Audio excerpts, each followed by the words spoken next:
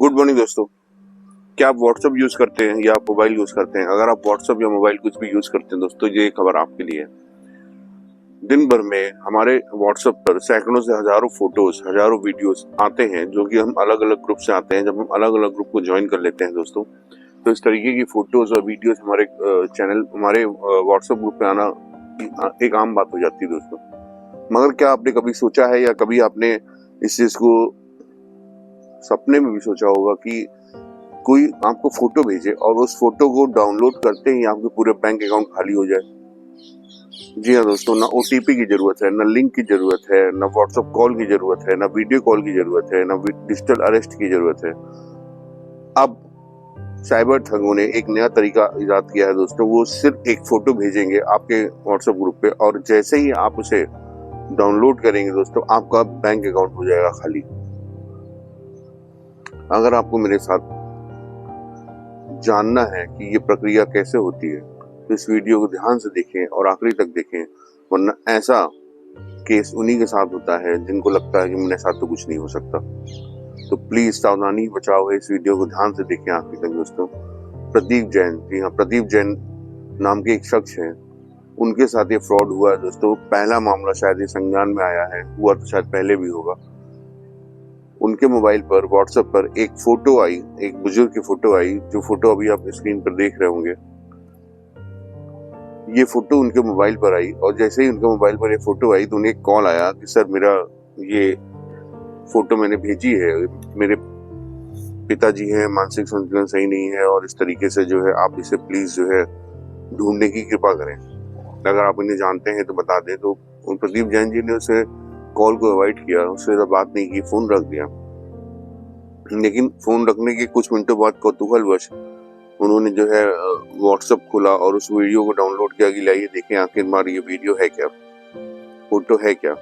तो जैसे ही दोस्तों उन्होंने उस वीडियो को, सॉरी, फोटो को डाउनलोड किया, उनके पास एक मैसेज आया 1 मिनट के अंदर कि आपके बैंक अकाउंट में 1 रुपए, जी हाँ दोस्तों, सिर्फ 1 रुपए आपके बैंक अकाउंट में ट्रांसफर किए गए हैं। मतलब आया है उनके अकाउंट में 1 रुपए।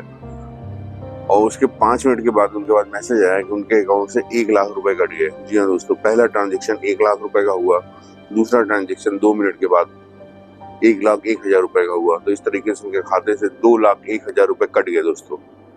और उसका कारण सिर्फ ये था कि उन्होंने उस वीडियो को, सॉरी, उस फोटो को डाउनलोड कर लिया। अब दोस्तों, ये कोई जरूरी नहीं है कि जब मैं आपको बता दूं कि ये कोई जरूरी नहीं है कि ये फोटो ही हो, ये वीडियो भी हो सकती है, ये फोटो भी हो सकती है, किसी तरीके का लिंक भी हो सकता है, या कोई मैसेज भी हो सकता है जो कि आपने डाउनलोड किया दोस्तों। अब यहाँ पर दोस्तों बड़ी बात ये आती है, अब दोस्तों यहाँ पर बड़ी बात ये आती है कि अगर आपने सिर्फ एक फोटो या एक वीडियो या एक मैसेज डाउनलोड किया है, तो उसमें ऐसा क्या हो जाता है कि आपकी बैंक अकाउंट खाली हो जाते हैं दोस्तों। अब यहाँ पर ये टर्म समझने की जरूरत है दोस्तों, स्टेनोग्राफी। इस वर्ड को याद रखिएगा दोस्तों, स्टेनोग्राफी। अब मैं आपको इसका पूरा प्रोसेस बताता हूँ दोस्तों। हुआ ये कि जैसे ही उन्होंने इस वीडियो को क्लिक, इस फोटो को, वीडियो को, या कोई भी आपके पास मैसेज आया, इस पर आपने क्लिक किया, इस फोटो और वीडियो के अंदर कोडिंग छुपी होती है, जो कि होती है एक लिंक, पेमेंट लिंक। जी हाँ दोस्तों, पेमेंट लिंक होती है, और आपको मोबाइल हैक करने की लिंक उसके अंदर होती है दोस्तों। जैसे कि आपने सुना होगा, एनी डेस्क करके आता है, एक सॉफ्टवेयर होता है, जिसे आप एनी डेस्क में कुछ सिक्योरिटी सिस्टम्स को ऑफ कर देंगे तो आपके लैपटॉप का या आपके कंप्यूटर का पूरा जो कंट्रोल है वो दूसरे के पास चला जाता है दोस्तों। ठीक इसी तरीके से इस केस में हुआ दोस्तों। जैसे ही वो लिंक डाउनलोड हुआ, उस फोटो डाउनलोड हुई, उसके साथ वो लिंक भी डाउनलोड हो गया, और उसके बाद कस्टमर सपोर्ट नाम का एक ऐप उनके फोन में इंस्टॉल हो गया दोस्तों अपने आप, जिसकी जानकारी इनको नहीं थी। और जैसे ये कस्टमर सपोर्ट नाम का ऐप उनके फोन पे डाउनलोड हुआ दोस्तों, उनके बैंक अकाउंट पूरे हो गए खाली, क्योंकि उनका फोन हो चुका था हैक। जी हाँ दोस्तों, उनका पूरा जो फोन था वो हैक हो चुका था। वो अपने फोन को ऑपरेट नहीं कर पा रहे थे, क्योंकि उनके फोन का कंट्रोल किसी और के पास चला गया था दोस्तों। और उसके बाद उस जो साइबर ठग है, उसने 1 रुपए उनके अकाउंट में ट्रांसफर किया, क्योंकि जब उनका फोन उसने हैक कर लिया तो उसकी पूरी जानकारी उनके पास चली गई।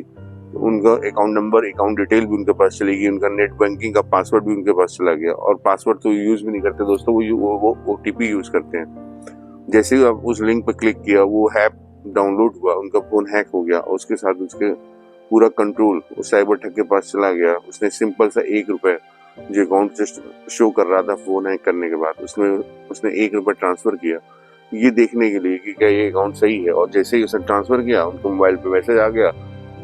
अब जो मोबाइल वो देख तो रहे थे लेकिन ऑपरेट नहीं कर सकते थे, क्योंकि अब ऑपरेट कर रहा था वो साइबर ठग। तो उसको पता चल गया कि ये अकाउंट नंबर सही है, इसमें 1 रुपए ट्रांसफर हो गए हैं, मतलब ये आ गया।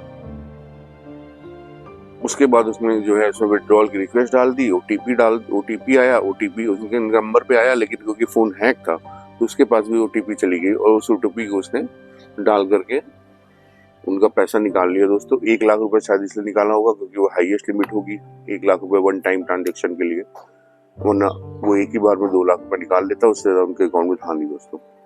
2,02,01,000 रुपए उसने निकाल लिया।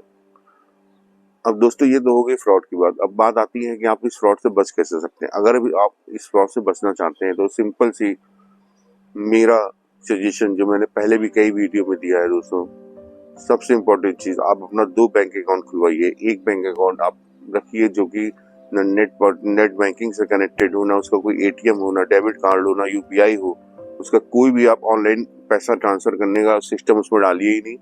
सिर्फ और सिर्फ आप उस खाते को अपने बैंक से डायरेक्ट चेक से ऑपरेट कीजिए। अगर विड्रॉल करना है तो कई जगह ऐसा होता है कि चेक की जरूरत नहीं होती, छोटे बैंकों में आप ऐसे ही विड्रॉल कर सकते हैं। मतलब कुल मिला के वो बैंक खाता अगर आपके सिर्फ बैंक से ऑपरेटेड रहेगा दोस्तों, तो बैंक से चेक से भी फ्रॉड होते हैं, लेकिन उसकी आजकल जो डिजिटल फ्रॉड ज्यादा चला हुआ है ना दोस्तों, तो उसके कंपैरिजन में शायद 10% ही चांस है कि चेक से कोई अब फ्रॉड करता हो, क्योंकि अब हमारे बैंक के सिस्टम भी काफी अपडेट हो चुके हैं। तो चेक फ्रॉड को बहुत तेज, नकली चेक या जाली साइन को बहुत तेजी से वो पकड़ लेते हैं दोस्तों। और एक अकाउंट आप रखिए नेट बैंकिंग, बाकी ऑनलाइन ट्रांसफर या ऑनलाइन शॉपिंग करने के लिए, जिसमें आप 5-10 हजार रुपए से ज्यादा रखिए ही नहीं दोस्तों। जितना भी आपकी मतलब जरूरत है, 10,000 20,000 मैक्सिमम, जितना आपको लगता है कि हाँ मेरा महीने भर का खर्च इसमें चल जाएगा, उतना ही उसमें रखिए, बाकी छोड़ दीजिए दोस्तों। बाकी आप उस अकाउंट में रखिए और उस अकाउंट से भी आप FD बनवा लीजिए दोस्तों, क्योंकि FD जो होती है जल्दी फ्रॉड नहीं होता। तो उस अकाउंट से आप FD बनवाइए जो कि अनऑपरेटेड है, केवल बैंक से ऑपरेट हो सकता है, उसकी आप FD बनवा के रखिए। FD 1 घंटे के अंदर टूट के आपके अकाउंट में पैसा आ जाता है दोस्तों, आपको ब्याज भी मिलेगा, अच्छा इंटरेस्ट भी मिलेगा और आपका पैसा भी सुरक्षित रहेगा दोस्तों। अब ये तो हो गई दोस्तों, एक आपको मैंने ऑप्शन दिया। अब अगर आप बचना चाहते हैं साइबर ठगी से, साइबर फ्रॉड से, कि नहीं मेरा तो सैलरी अकाउंट है, सारा पैसा उसी में आता है, एक ही अकाउंट है, मैं नहीं ऑपरेट कर सकता बैंक जाके, मेरे पास टाइम नहीं है, ऐसे कंडीशंस में या ऐसे लोगों के लिए मैं सजेस्ट करूंगा दोस्तों कि अपने फोन में सिक्योरिटी ऐप, जो जितने सारे हमारे अच्छे जो सिक्योरिटी ऐप आते हैं उनको, जैसे आजकल चला हुआ उसका ऐड भी आता है, तो जो वेरीफाइड हो उनको आप सिक्योरिटी ऐप डाउनलोड कीजिए, ताकि वो इस तरीके के फ्रॉड को आपको बचा सके दोस्तों।